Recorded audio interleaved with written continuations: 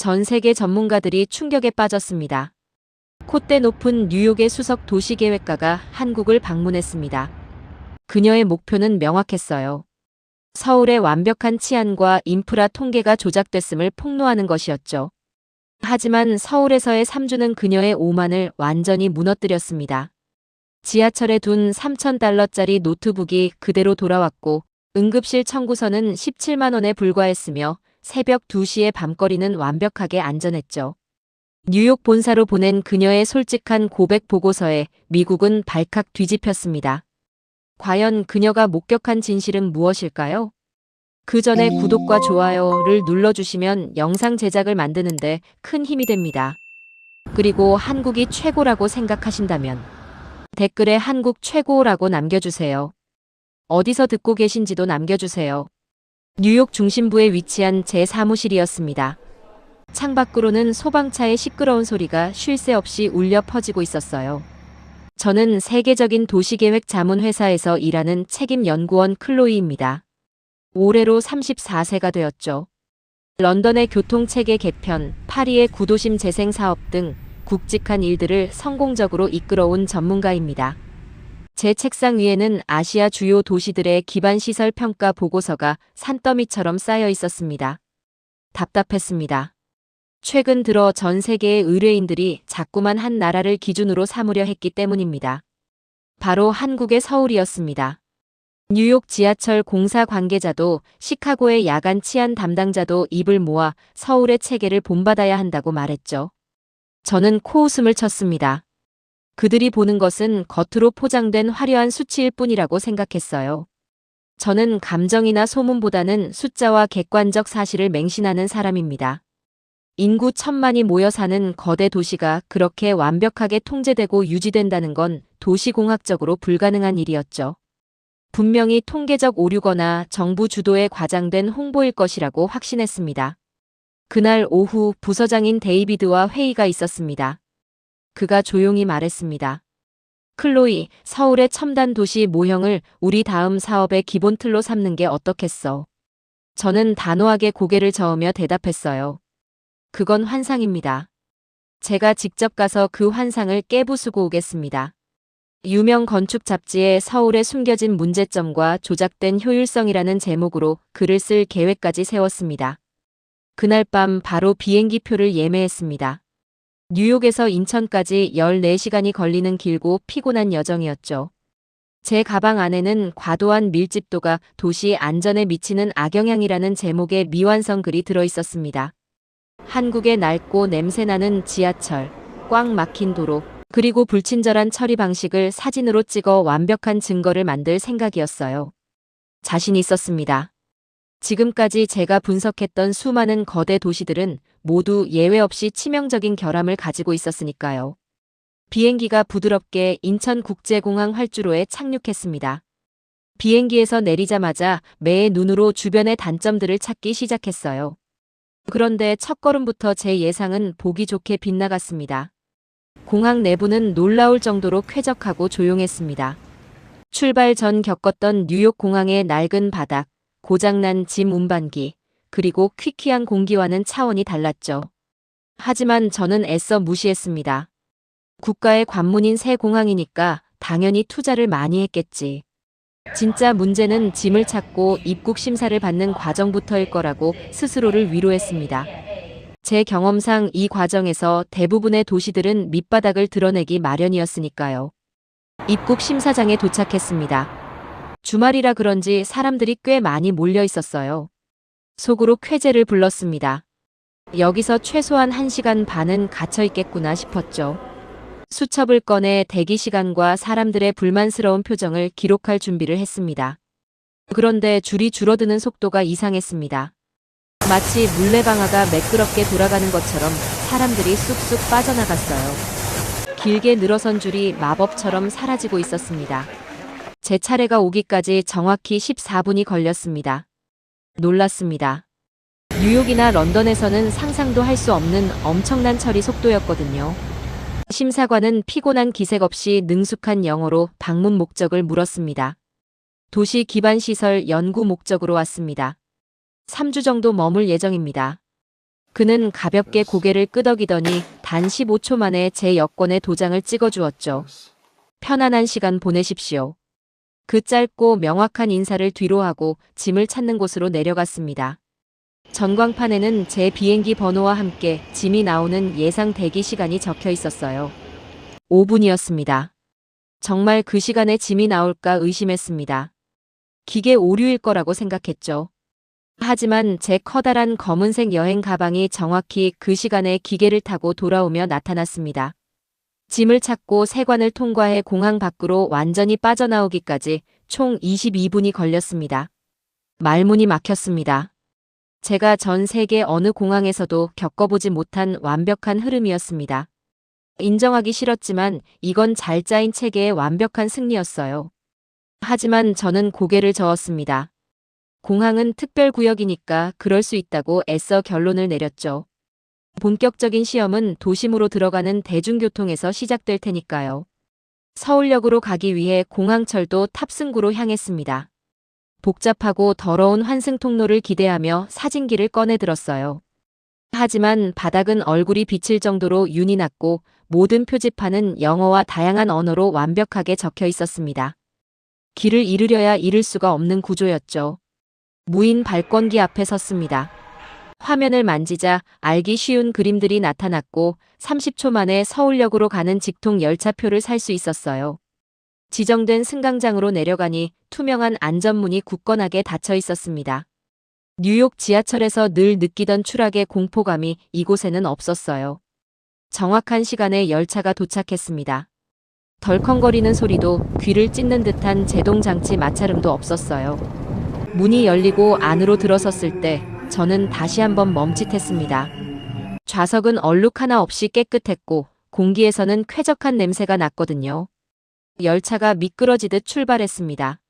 시속 100km가 넘는 속도였지만 제 무릎 위에 올려둔 찻잔의 수면은 고요했습니다.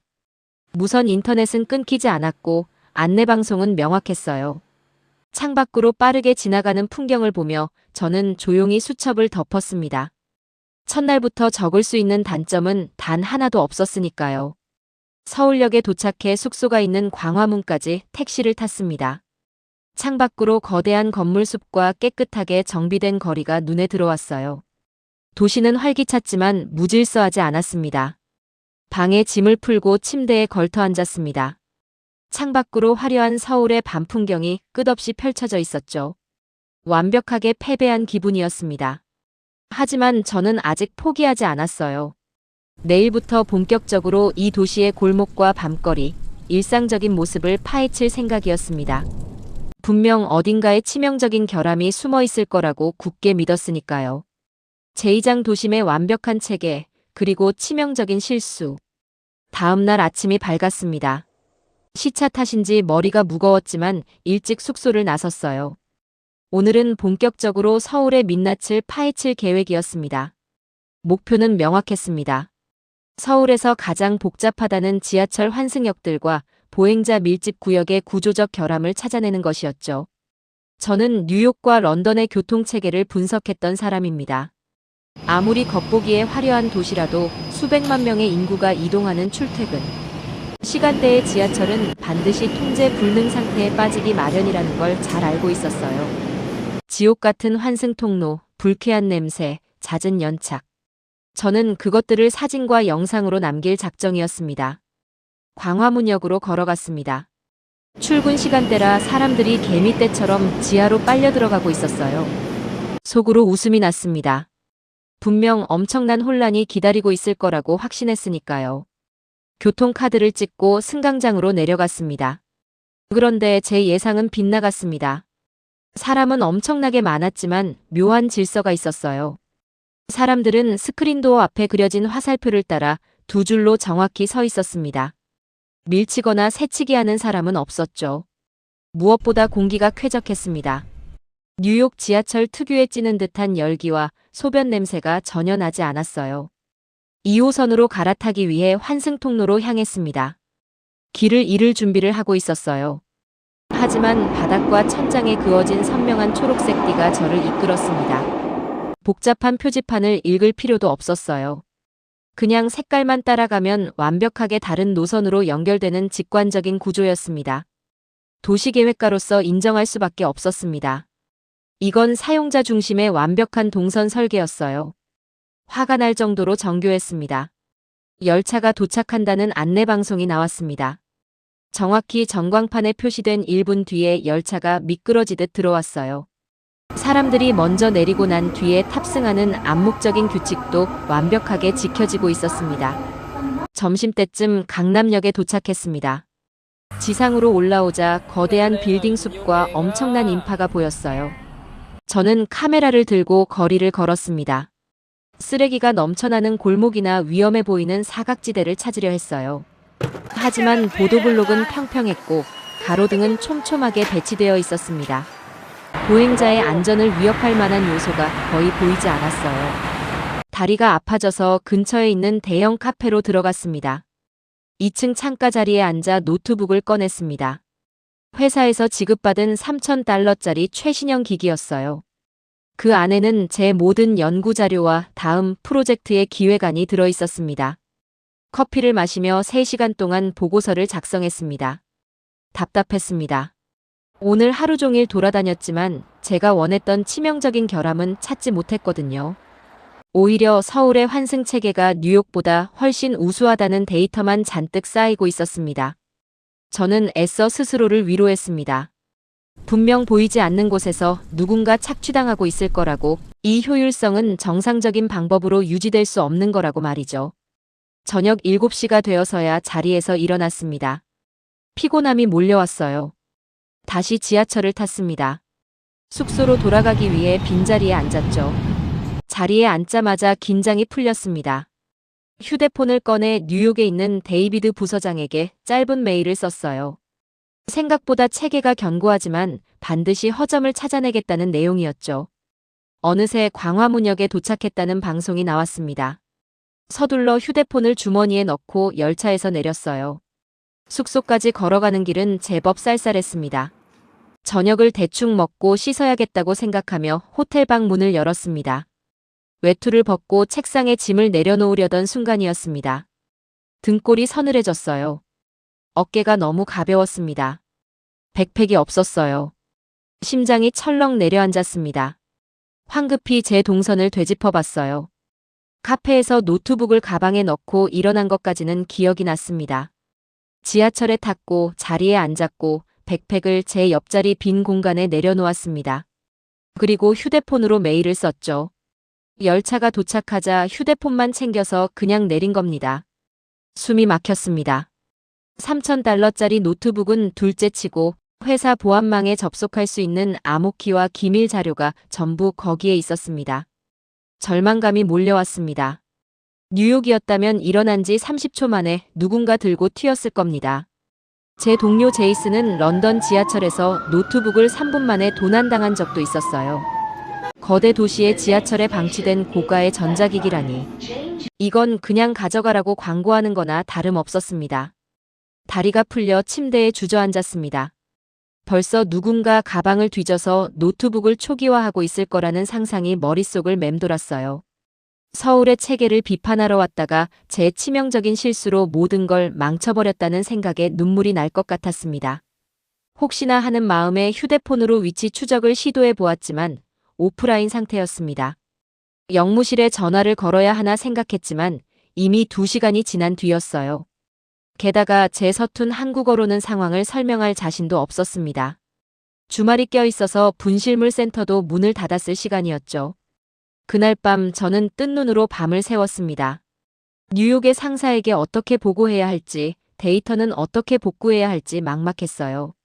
서울이라는 도시에 완벽하게 패배한 기분이었습니다. 주말 내내 아무것도 할 수 없었습니다.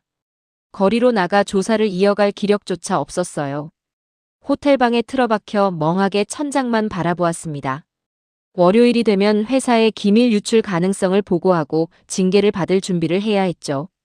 제 도시계획가로서의 경력에 큰 오점이 남을 위기였습니다. 하지만 화요일 아침, 저는 지푸라기라도 잡는 심정으로 서울 지하철 유실물 센터를 검색했습니다. 시청역 근처에 통합 유실물 센터가 있다는 정보를 찾았어요. 어차피 없을 거라고 생각했습니다. 뉴욕 교통국의 유실물 센터는 쓰레기장이나 다름없거든요. 낡은 우산이나 짝 잃은 장갑만 굴러다닐 뿐 노트북이나 지갑 같은 고가의 물건이 돌아오는 확률은 통계적으로 10% 미만이었습니다. 그래도 확인은 해야 회사에 보고할 명분이 생기니까요. 지하철을 타고 시청역으로 향했습니다. 유실물 센터 안으로 들어가니 은행처럼 깔끔한 창구가 보였습니다. 번호표를 뽑고 기다렸습니다. 제 차례가 되었습니다. 창구에 앉아있는 직원에게 다가갔어요. 영어가 가능하냐고 조심스럽게 묻자 직원이 유창한 영어로 무엇을 도와드릴지 물었습니다. 금요일 저녁에 2호선 열차에 백팩을 두고 내렸습니다. 검은색 가죽 가방이고 안에는 은색 노트북이 들어있어요. 직원은 놀라는 기색도 없이 차분하게 키보드를 두드렸습니다.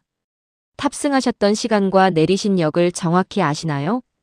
저는 금요일 저녁 7시 20분쯤 광화문 방향으로 가는 열차였다고 설명했습니다. 직원이 모니터를 응시하며 몇 초간 침묵했습니다. 그 짧은 시간이 제게는 몇 시간처럼 길게 느껴졌어요. 속으로 포기하라는 말을 수백 번 되뇌고 있었습니다. 그런데 직원이 고개를 들며 부드럽게 웃었습니다. 네, 보관 중인 물품이 있네요. 잠시만 기다려주세요. 직원이 뒤쪽의 보관실로 들어갔습니다. 저는 제 귀를 의심했어요. 진짜 있다고요? 잘못 들은 게 아닌가 싶어 멍하니 서 있었습니다. 1분 뒤 직원이 제 검은색 백팩을 들고 나왔습니다. 틀림없는 제 가방이었어요. 직원이 신분증을 요구했고 저는 떨리는 손으로 여권을 건넸습니다. 본인 확인 절차가 끝난 뒤 가방을 돌려받았어요. 지퍼를 열어보았습니다. $3,000짜리 노트북, 마우스, 보조 배터리, 심지어 제가 먹다 남긴 작은 초콜릿 상자까지 제가 두었던 그 위치 그대로 들어있었습니다. 믿을 수가 없었습니다. 도대체 이게 어떻게 가능한 일이죠? 제가 너무 놀라 목소리를 높이자 직원이 오히려 이상하다는 듯이 저를 쳐다보았습니다. 종점역을 청소하시던 직원분이 발견해서 바로 인계해 주셨습니다. 한국에서는 흔한 일이에요. 직원의 그 평온한 대답이 제 머리를 세게 얻어맞은 것처럼 얼얼하게 만들었습니다. 흔한 일이라고요? 뉴욕에서 이런 일은 기적입니다. 일간지 일면에 실릴 만한 미담이라고요. 저는 가방을 껴안고 직원에게 연신 고맙다고 인사하며 유실물 센터를 빠져나왔습니다. 근처 공원 벤치에 주저앉았습니다.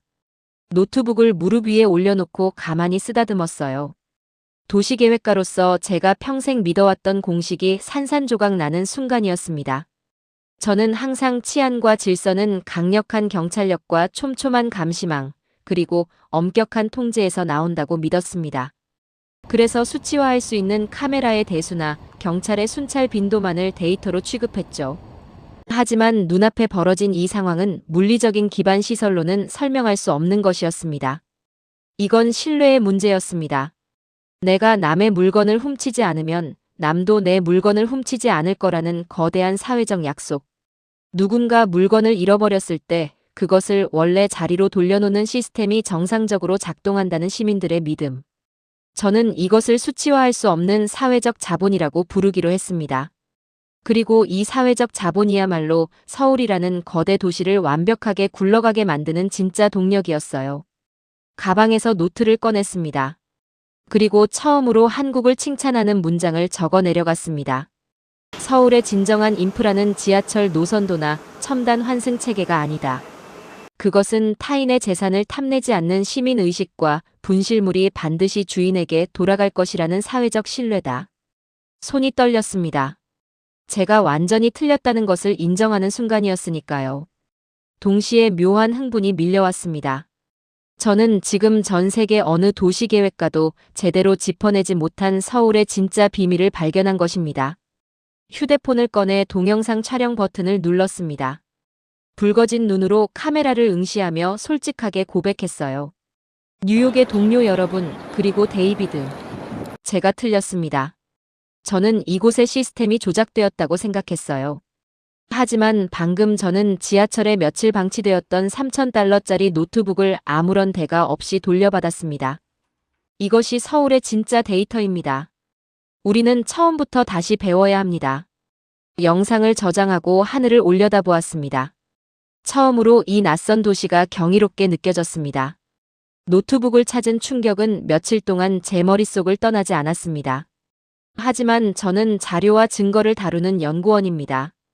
단 한 번의 우연한 경험으로 도시 전체를 평가할 수는 없었어요. 다음 검증 목표를 정해야 했습니다. 제 전문 분야 중 하나인 야간 치안과 도시 설계 환경이었습니다. 거대 도시의 밤은 늘 위험합니다. 뉴욕, 런던, 파리, 시카고 모두 예외가 없죠. 한국의 경찰청이 발표하는 극단적으로 낮은 강력 범죄율 자료를 저는 한 번도 믿은 적이 없었습니다. 분명히 통계의 기준을 교묘하게 바꾸어 수치를 낮췄을 거라고 확신했죠. 그것을 증명하기 위해 금요일 밤늦게 밖으로 나섰습니다. 밤 11시가 넘은 시각이었습니다. 목적지는 서울에서 가장 유동인구가 많고 유흥가가 밀집해 있다는 강남역이었어요. 술에 취한 사람들, 어두운 골목길, 그리고 범죄의 표적이 되는 약자들. 저는 카메라를 옷 속에 숨긴 채 현장의 생생한 위험성을 담아낼 준비를 했습니다. 강남역 10번 출구로 올라왔습니다. 그런데 지상으로 나오자마자 저는 잠시 걸음을 멈추어야 했어요. 대낮처럼 환했습니다.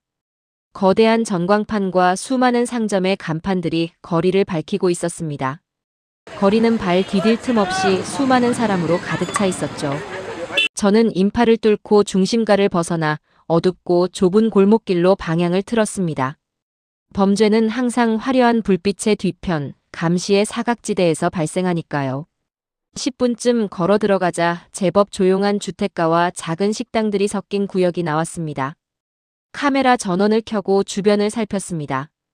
곧바로 제 눈에 믿을 수 없는 장면이 들어왔습니다. 작은 공원 앞 벤치에 양복을 입은 한 남자가 누워 있었습니다. 완전히 술에 취해 세상 모르고 잠들어 있었죠. 그의 옆에는 서류 가방이 입을 벌린 채 놓여 있었고 바지 주머니에서는 지갑의 절반이 밖으로 튀어나와 있었습니다. 숨이 막혔습니다. 뉴욕의 뒷골목이었다면 저 남자는 5분 안에 모든 소지품을 털렸을 겁니다. 어쩌면 폭행을 당해 목숨을 잃었을지도 모르는 일이죠. 저는 길 건너편 전봇대 뒤에 서서 그 남자를 관찰하기 시작했습니다. 언제 강도가 나타날지 모른다는 생각에 심장이 빠르게 뛰었어요. 30분이 지났습니다. 수십 명의 사람이 그 앞을 지나갔어요. 하지만 아무도 그에게 관심을 두지 않았습니다. 어떤 젊은 남녀는 그를 보며 가볍게 웃고는 그냥 지나쳤고 산책을 하던 나이든 아주머니는 혀를 한번 차고는 제 갈 길을 갔습니다. 지갑을 훔치려 다가가는 사람은 단 한 명도 없었습니다. 오히려 순찰을 돌던 경찰 2명이 다가와 그를 흔들어 깨우더니 안전하게 택시에 태워보내는 것으로 상황은 끝이 났습니다. 저는 허탈함에 빠져 카메라 전원을 껐습니다. 범죄의 현장을 잡으려던 제 계획은 완벽하게 실패했죠. 하지만 더 큰 충격은 그 이후에 찾아왔습니다. 시계를 보니 새벽 2시가 조금 넘은 시각이었어요. 숙소로 돌아가기 위해 다시 큰 길로 걸어 나오는데 제 앞을 걸어가는 사람들을 보고 저는 제 눈을 의심했습니다. 젊은 여성 2명이 좁은 골목길을 나란히 걷고 있었습니다. 그들의 손에는 작은 핸드백이 들려 있었고 시선은 스마트폰 화면을 향해 있었죠. 뒤를 돌아보거나 주위를 경계하는 기색은 전혀 없었습니다. 혼자서 이어폰을 꽂고 가벼운 옷차림으로 조깅을 하는 20대 여성도 지나갔습니다. 이건 도시계획과 범죄 심리학의 상식을 완전히 파괴하는 장면이었습니다. 여성이 심야 시간에 호신용품 하나 없이, 그것도 이어폰으로 주변 소리를 차단한 채 혼자 밤거리를 걷는다는 것은 서구권 대도시에서는 자살 행위나 다름없습니다. 얼굴이 화끈거렸습니다. 저는 그동안 수많은 논문과 칼럼을 통해 거대 도시의 심야 치안은 구조적으로 해결 불가능한 영역이라고 단정지어왔거든요.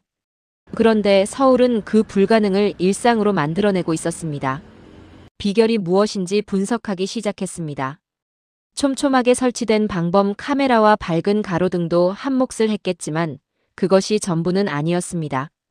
진정한 안전망은 따로 있었어요. 바로 24시간 불을 밝히고 있는 편의점들이었습니다. 골목마다 자리 잡은 편의점은 밤거리의 등대이자 언제든 몸을 피할 수 있는 안전한 대피소 역할을 하고 있었죠. 그리고 밤늦게까지 깨어있는 시민들의 일상적인 시선이 거리를 감시하는 보이지 않는 울타리가 되어 주었습니다. 저는 깨달았습니다. 서울의 낮은 범죄율 통계는 조작된 것이 아니었어요. 이 도시 자체가 하나의 거대한 방범 체계로 숨쉬고 있었던 겁니다. 서울에 온 지 2주일이 지났습니다. 저는 도심의 호텔을 나와 마포구의 한 주거 지역으로 숙소를 옮겼어요. 거대 도시의 진짜 민낯은 상업지구가 아니라 사람들이 매일 먹고 자는 생활구역에 있다고 믿었기 때문입니다. 특히 제가 주목한 것은 물류와 배송 체계였습니다.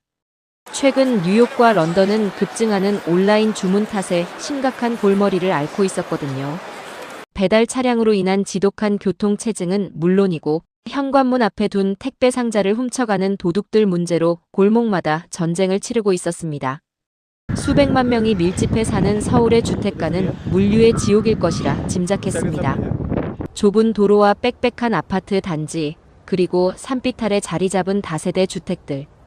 대형 배송 차량이 제 시간에 물건을 나르는 것은 공간적으로 불가능해 보였죠. 그래서 배송 지연과 엄청난 혼란이 매일 아침 벌어질 거라고 예상했습니다. 저는 그것을 직접 확인하기 위해 다음 날 아침 7시에 숙소 밖으로 나섰습니다.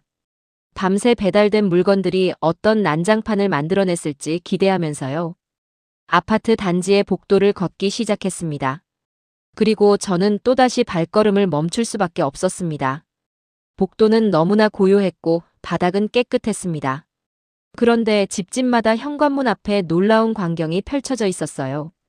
거의 모든 집 문 앞에 크고 작은 종이 상자들과 은색 보냉 가방이 쌓여 있었습니다. 쌀포대, 생수 묶음, 고가의 전자제품이 담긴 듯한 상자, 그리고 신선한 채소와 고기가 담긴 장바구니까지 종류도 다양했죠. 아무런 잠금 장치도 없는 열린 공간에 수십만 원어치의 물건들이 그저 무방비 상태로 놓여 있었습니다. 놀랐습니다. 이건 뉴욕이라면 도둑들에게 차려준 뷔페나 다름없는 상황이었습니다. 미국에서는 도둑을 막기 위해 수백 달러를 들여 현관에 카메라를 설치하고 튼튼한 무인 보관함을 집 앞에 두는 것이 필수적인 일상이 되었거든요. 그런데 이곳 사람들은 문 앞에 놓인 상자를 아무도 건드리지 않는다는 절대적인 믿음을 가지고 있는 듯 했습니다. 이틀 전 지하철 유실물 센터에서 느꼈던 그 거대한 사회적 신뢰가 주거지. 깊숙한 곳까지 단단하게 뿌리내려 있었던 겁니다. 저도 직접 이 체계를 시험해 보기로 했습니다. 노트북을 연결할 복잡한 형태의 전원 어댑터가 필요했어요. 한국의 지인에게 부탁해 스마트폰 배달 응용 프로그램으로 밤 11시에 물건을 주문했습니다. 화면에는 내일 새벽 7시 전까지 도착한다는 안내 문구가 떴어요. 속으로 코웃음을 쳤습니다. 밤 11시에 주문한 특별한 전자부품을 8시간 만에 문 앞까지 가져다 준다는 건 어떤 물류학 교과서에도 없는 비현실적인 약속이었으니까요. 분명 지연 안내 문자가 올 거라고 확신하며 잠자리에 들었습니다. 다음 날 아침 6시 30분이었습니다. 휴대폰 진동 소리에 눈을 떴어요. 물건이 현관문 앞에 도착했다는 사진과 함께 배송 완료 알림이 와 있었습니다. 침대에서 벌떡 일어나 현관으로 달려가 문을 열었습니다. 밖에는 아무도 없었지만 바닥에는 제 이름이 적힌 작은 상자가 조용히 놓여 있었어요. 소름이 돋았습니다. 포장을 뜯어보니 제가 정확히 주문했던 그 어댑터가 들어있었죠. 도대체 제가 잠든 밤 사이에 이 거대한 도시에서 무슨 일이 벌어진 것인지 믿기지 않았습니다. 저는 즉시 책상에 앉아 서울의 야간 물류 체계를 분석하기 시작했습니다. 거점별로 세밀하게 나뉜 물류 창고, 인공지능을 활용한 최적의 이동 경로 산출, 그리고 무엇보다 밤사이 비어있는 도로망을 100% 활용하는 획기적인 시간 분배. 이건 단순한 배달 서비스가 아니었습니다.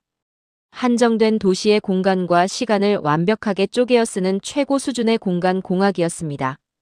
고밀도 주거 환경이라는 단점을 오히려 배달 동선을 줄이는 최고의 장점으로 뒤바꿔 놓은 셈이었죠. 제 수첩은 이미 서울의 문제점을 지적하는 내용 대신 그들의 혁신적인 체계에 대한 감탄으로 빼곡하게 채워지고 있었습니다. 물건을 훔쳐가지 않는 시민들의 도덕성과 정보, 통신 기술이 결합하여 만들어낸 이 기적 같은 일상은 저의 오만함을 다시 한번 무너뜨렸습니다. 저는 시카고 시청의 물류 담당자에게 짧은 메시지를 보냈어요. 우리가 수백만 달러를 들여 고안하던 무인 택배함 계획은 쓰레기통에 버리십시오. 진짜 해답은 기술이 아니라 사람에 있었습니다. 손끝이 가볍게 떨려왔습니다. 서울에 머문 지 3주 차에 접어들었습니다. 계절이 바뀌는 시기라 그랬을까요? 아니면 매일 낯선 거리를 쏘다니며 무리를 했던 탓이었을까요? 어느 날 밤 갑작스러운 고열과 심한 복통이 찾아왔습니다. 처음에는 단순히 저녁에 먹은 음식이 잘못된 거라고 생각했어요. 하지만 자정이 넘어가자 통증은 견딜 수 없을 만큼 심해졌습니다. 식은땀이 비 오듯 쏟아졌고 숨을 쉬기조차 어려웠죠. 침대 위에서 몸을 웅크린 채 끙끙 앓았습니다. 뉴욕에 있는 제 주치의에게 연락하고 싶었지만 시차가 맞지 않았습니다. 혼자 낯선 도시의 방 안에 쓰러져 있다는 공포가 밀려왔습니다. 무서웠습니다. 이대로 잘못되는 건 아닐까 덜컥 겁이 났죠. 어쩔 수 없이 스마트폰을 더듬어 쥐고 근처의 대형 병원 응급실을 검색했습니다. 도보로 15분 거리에 대학병원이 하나 있었어요. 겉옷을 대충 걸치고 비틀거리며 밖으로 나갔습니다. 늦은 밤이라 거리는 한산했어요. 걸어가는 내내 머릿속은 복잡했습니다. 미국의 응급실은 전쟁터나 다름없거든요.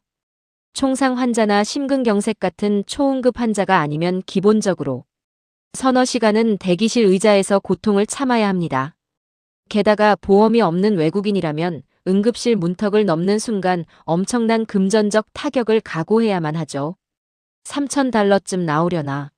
아니, 검사비까지 하면 5,000달러가 넘을지도 모른다고 속으로 계산하며 병원 입구에 도착했습니다. 자동문이 열리고 응급의료센터로 들어섰습니다. 그런데 제 예상과는 전혀 다른 풍경이 펼쳐졌어요. 비명소리나 피 흘리는 환자들, 지쳐서 바닥에 주저앉은 간호사들은 보이지 않았습니다. 늦은 밤임에도 내부는 밝고 차분했으며 대기실 의자에는 서너 명의 환자만이 조용히 순서를 기다리고 있었죠. 조심스럽게 접수 창구로 다가갔습니다. 유니폼을 단정하게 입은 간호사가 저를 보며 어디가 아프냐고 물었어요. 저는 영어로 심한 복통과 고열이 있다고 더듬거리며 대답했습니다. 그녀는 당황하지 않았습니다. 차분하고 정확한 영어로 제 증상을 재차 확인했고 여권을 받아 기본 정보를 시스템에 입력했습니다. 놀랍게도 접수를 마치고 대기실 의자에 앉은 지 10분도 채 지나지 않아 제 이름이 불렸습니다. 뉴욕이라면 서류 작업조차 끝내지 못했을 시간이었어요. 진료실로 들어가자 젊은 의사가 모니터를 보며 대기하고 있었습니다. 그는 제 배를 몇 번 조심스럽게 눌러보더니 급성 장염이라고 진단했습니다. 수액을 맞고 약을 먹으면 금방 나아질 거라고 안심시켜 주었죠. 질문에 대답하는 과정도 막힘이 없었습니다. 모든 절차가 기계의 톱니바퀴처럼 매끄럽게 맞물려 돌아가고 있었어요. 간호사를 따라 처치실로 이동했습니다. 하얀 시트가 깔린 침대에 누웠어요. 간호사가 능숙하게 혈관을 찾아 바늘을 꽂았습니다. 차가운 수액이 몸속으로 들어오자 서서히 긴장이 풀렸습니다. 30분쯤 지나자 찌르듯 아프던 배의 통증도 가라앉기 시작했어요. 침대에 누워 하얀 천장을 바라보며 생각했습니다. 미국에서 이 정도의 빠르고 정확한 응급 처치를 받으려면 도대체 얼마를 지불해야 할까? 어쩌면 파산 신청을 고려해야 할지도 모른다는 불안감이 엄습했습니다. 제게는 한국의 의료보험이 없었으니까요. 순수하게 외국인 자격으로 모든 비용을 부담해야 했습니다. 2시간 후 수액을 다 맞은 저는 바늘을 뽑고 수납 창구로 향했습니다. 직원이 마우스 클릭 몇 번을 하더니 영수증을 내밀었습니다. 마음에 단단히 먹고 금액을 확인했어요. 17만 원이었습니다. 눈을 의심했습니다. 몇 번이나 다시 숫자를 세어보았죠. 17만 원이라니. 달러로 환산하면 130달러가 채 되지 않는 금액이었습니다. 보험이 전혀 적용되지 않은 외국인 환자의 100% 자비 부담 진료비가 이 정도라는 것이 믿기지 않았어요. 저는 직원에게 물었습니다. 진찰료와 수액 비용이 모두 포함된 게 맞나요? 직원은 고개를 끄덕이며 당연하다는 듯 미소 지었습니다. 심지어 약값은 병원 밖 약국에서 따로 내는 것이라며 친절하게 위치까지 알려주었죠. 약국에서 받아든 사흘치 약값 역시 10,000원을 넘지 않았습니다. 말문이 막혔습니다. 새벽 공기를 마시며 숙소로 걸어오는 길에 저는 많은 것을 깨달았습니다. 도시의 기반 시설이라는 것은 결국 그 도시에 사는 사람들의 생명과 일상을 지키기 위해 존재하는 것입니다. 저는 그동안 지하철의 평균 시속이나 통신망의 데이터 전송량 같은 물리적인 수치에만 집착했어요. 하지만 진짜 훌륭한 도시는 시민이 아플 때 돈 걱정 없이 문을 두드릴 수 있는 곳이라는 걸 알게 되었습니다. 서울의 공공의료 시스템은 제가 뉴욕에서 그토록 찾아 헤매던 진정한 의미의 완벽한 사회 안전망이었습니다. 얼굴이 화끈거렸습니다. 저는 이 완벽한 체계를 비웃고 흠집을 내기 위해 이곳에 왔던 거니까요. 무지했던 제 자신이 부끄러웠습니다. 몸을 완전히 추스르고 나자 제 머릿속에는 한 가지 생각뿐이었습니다. 이 도시를 더 깊이 파헤쳐야 한다는 열망이었죠. 처음에 계획했던 3주의 일정으로는 턱없이 부족했습니다. 저는 한국에 숨겨진 단점을 폭로하려던 기획안을 완전히 휴지통에 던져버렸어요. 대신 서울이 어떻게 이런 경이로운 효율성과 촘촘한 사회적 신뢰를 구축했는지 그 근본적인 원동력을 연구하기로 마음먹었습니다. 그러기 위해서는 체류 기간을 늘려야만 했어요. 관광 비자를 연장하기 위해 외국인 출입국 관리 사무소를 찾아야 했습니다. 사실 관공서 방문은 전 세계 어디서나 매우 고통스럽고 짜증나는 경험입니다. 런던에서 주소지 증명 서류 하나를 떼기 위해 반나절을 길거리에서 허비했던 기억이 생생했죠. 미국의 이민국 역시 불친절한 태도와 복잡한 서류 절차, 끝없는 대기 시간으로 악명이 높습니다. 저는 이번에도 단단히 각오를 했습니다. 하루를 통째로 날릴 생각으로 가방에 두꺼운 책과 보조 배터리까지 챙겨 넣고 출입국 관리사무소로 향했어요. 지하철을 타고 가는 내내 어떻게 하면 까다로운 공무원들과의 불필요한 실랑이를 피할 수 있을지 변명거리를 고민했습니다. 건물 안으로 들어섰습니다. 대기실에는 다양한 국적의 외국인들이 가득했어요. 역시나 복잡하고 혼란스러울 거라 짐작했습니다. 번호표를 뽑는 기계 앞으로 다가갔습니다. 그런데 안내조끼를 입은 자원봉사자가 제게 다가왔어요. 그녀는 유창한 영어로 어떤 업무를 보러 왔는지 묻더니 화면을 몇 번 터치해 번호표를 뽑아주었습니다. 대기인 수는 30명이 넘었습니다. 저는 구석의 빈자리를 찾아 앉아 책을 꺼낼 준비를 했어요. 최소 2~3시간은 꼼짝없이 갇혀 있어야 할 테니까요. 그런데 15분도 채 지나지 않아 제 번호가 전광판에 선명하게 떴습니다. 깜짝 놀랐습니다. 황급히 가방을 챙겨 지정된 창구로 달려갔어요. 창구 너머의 직원은 피곤해 보이는 기색도 없이 밝은 얼굴로 저를 맞이했습니다. 미리 준비해온 비자 연장 신청서와 여권을 건넸어요. 직원은 서류를 빠르게 훑어보더니 키보드를 능숙하게 두드리기 시작했습니다. 저는 직원이 추가 서류를 요구하거나 복잡한 거주 규정을 들먹이며 저를 돌려보낼지도 모른다고 잔뜩 긴장하고 있었어요. 뉴욕의 관공서에서는 아주 사소한 오타 하나로도 며칠씩 처리가 지연되는 일이 흔했으니까요. 그런데 직원은 단 5분 만에 여권에 새로운 체류 기간이 찍힌 스티커를 붙여주었습니다. 연장 수수료 결제도 창구에 마련된 작은 단말기로 순식간에 끝이 났죠. 수고하셨습니다. 다음 분 오세요. 그게 전부였습니다.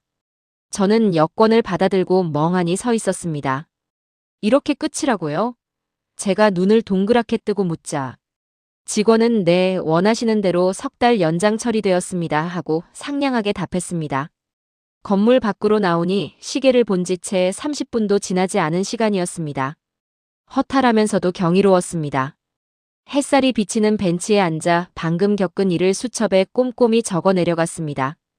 이 엄청난 행정 처리 속도의 비결이 무엇일까 진지하게 고민했어요. 단순히 컴퓨터의 성능이 좋거나 공무원들이 일을 빠르게 하기 때문만은 아니었습니다. 그것은 불필요한 절차를 과감히 생략하는 과감함이었습니다. 또한 시스템 간의 정보 연동을 극대화하여 시민의 불편을 최소화한 결과였어요. 시민의 시간을 금처럼 여기는 고도의 행정 철학이 밑바탕에 깔려 있었던 겁니다. 저는 미국이나 유럽의 관공서가 복잡한 규정으로 권위를 내세우며 시민을 통제하려 할 때 한국의 관공서는 철저하게 서비스 제공자의 역할을 자처하고 있다는 것을 깨달았습니다. 이것은 단순한 데이터의 합이 아니었어요. 데이터 이면에 숨겨진 사람을 향한 행정이었습니다. 도시는 결국 사람이 모여 사는 공간입니다. 도로의 넓이나 건물의 화려함보다 중요한 것은 그 안에서 살아가는 사람들이 얼마나 편리하고 존중받으며 일상을 영위할 수 있느냐 하는 점이었죠. 저는 제 오만함을 다시 한번 뼈저리게 반성했습니다. 서구 대도시의 잣대로 아시아의 도시를 깎아내리려 했던 제 기준이 얼마나 낡고 편협했는지 인정해야만 했어요. 서울은 제가 아는 그 어떤 글로벌 도시보다 혁신적이고 인간 중심적인 공간이었습니다. 가슴이 벅차올랐습니다. 이 놀라운 사실과 데이터를 하루빨리 보고서로 정리해 세상에 알려야 했으니까요. 저는 완전히 변해버린 저를 발견했습니다. 서울에 온 지 어느덧 석 달이 다 되어갑니다. 처음에 가볍게 들고 왔던 제 짐가방은 그동안 모은 자료와 책들로 제법 무거워졌어요. 지난주에 저는 뉴욕 본사의 데이비드 부서장에게 100페이지에 달하는 긴 보고서를 보냈습니다. 서울의 시스템을 비판하기 위해 파견되었던 연구원이 오히려 뉴욕이 배워야 할 완벽한 미래, 도시의 표본을 발견했다는 고백이 담겨 있었죠. 데이비드는 처음에는 제 보고서를 믿지 못하는 눈치였습니다. 제가 뭔가 단단히 홀린 게 아니냐며 화상회의를 소집하기도 했어요. 하지만 제가 수집한 방대한 데이터는 거짓말을 하지 않았습니다. 분실물 회수율 통계, 야간 편의점의 방범망 역할, 심야 배송의 물류혁신 경로, 그리고 단 15분 만에 끝나는 관공서의 행정처리 시간까지. 구체적이고 촘촘한 분석 자료를 마주한 회사 임원진들은 결국 고개를 끄덕일 수밖에 없었습니다. 이틀 전 회사에서는 저에게 서울에 1년 더 머물며 심층적인 도시 공학 연구를 전담하라는 새로운 지시를 내렸습니다. 저는 조금의 망설임도 없이 기쁜 마음으로 그 제안을 수락했어요. 더 이상 이곳의 흠을 찾기 위해 골머리를 앓지 않아도 되니까요. 대신 이 거대한 도시가 어떻게 이토록 정교한 톱니바퀴처럼 맞물려 돌아가는지 온전히 배워갈 생각입니다. 오늘 저녁에는 이사를 앞두고 짐 정리를 잠시 미뤄둔 채 숙소 밖으로 나왔습니다. 제가 서울에서 가장 좋아하는 장소, 바로 여의도 한강공원으로 향했어요. 지하철역에서 내려 지상으로 올라오자 시원한 강바람이 제 뺨을 부드럽게 스쳤습니다. 넓고 푸른 한강이 눈앞에 일렁이고 있었어요.